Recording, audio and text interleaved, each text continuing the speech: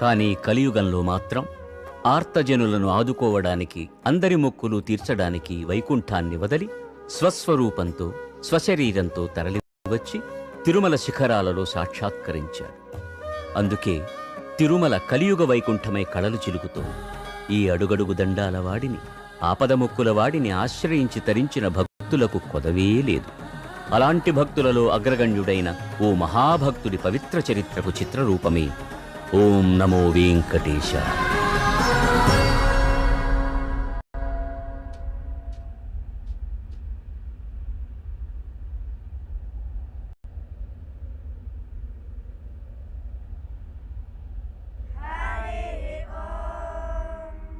అగ్నిశాంతిః